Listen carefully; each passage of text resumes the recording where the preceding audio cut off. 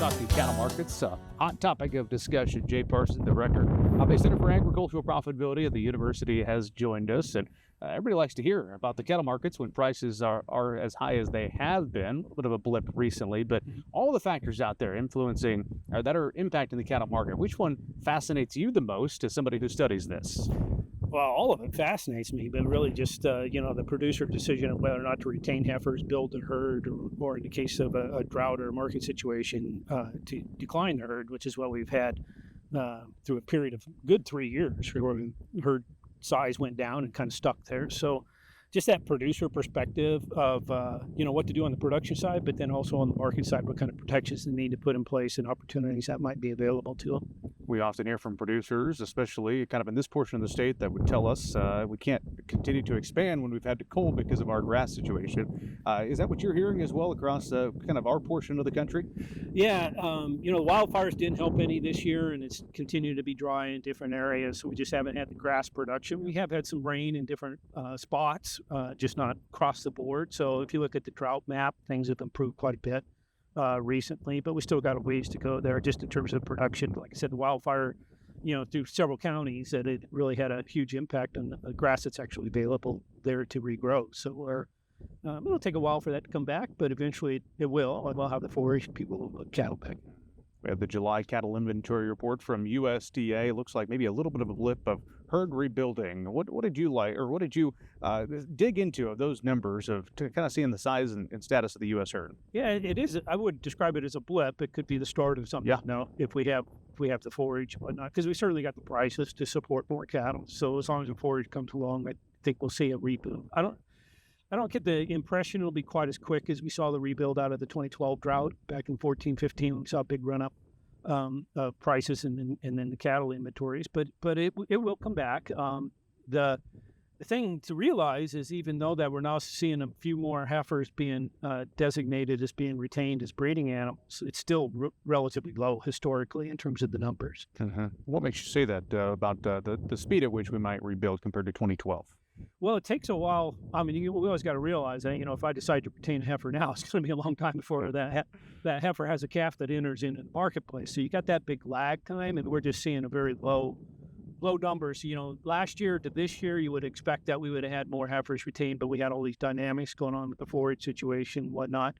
And we still got, we got a lot aging ranching population. There's some, interest in whether or not now's the time to sell more and downsize or whatever that we'd have. You got a lot of stuff going on in trade. There's just a lot of different things happening there, and interest rates are high too. So if you're borrowing money, that's a little extra risk just because of the interest rates that we're dealing with.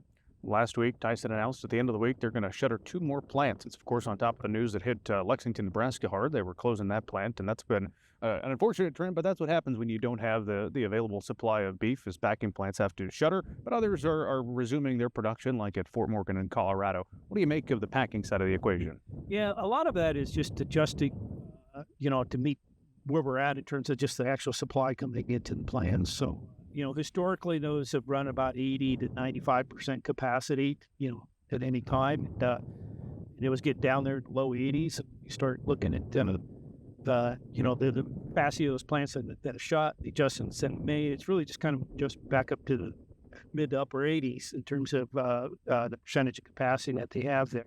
Now, of course, that's looking at the big picture across the country in terms of just capacity. So for the folks in Lexington, it's a big deal because that's making a big hole there in terms of that. So it's not nice and smooth, across the board where everybody just adjusts. So they come out in big chunks.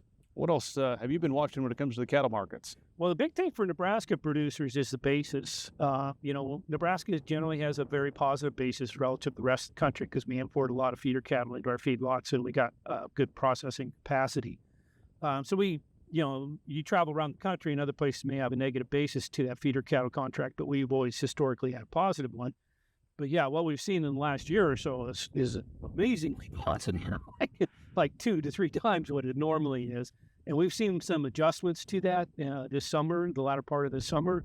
And that's really, I know if I were a producer and I looked at that and said, wow, prices were down in the auction market average this week, it might alarm you, but if you actually look at the basis, it's really resetting to to a relatively high instead of an extremely high basis that we have. And we would expect that going into, weaning season, people bringing calves in the marketplace here.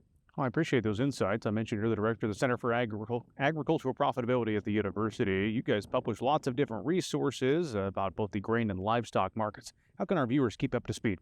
Yeah, our website is cap.unl.edu.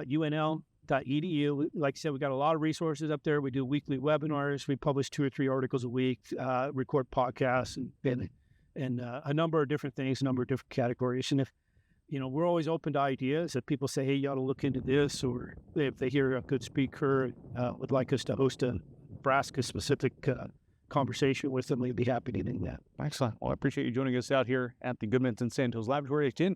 Jay Parsons from the university joins us today.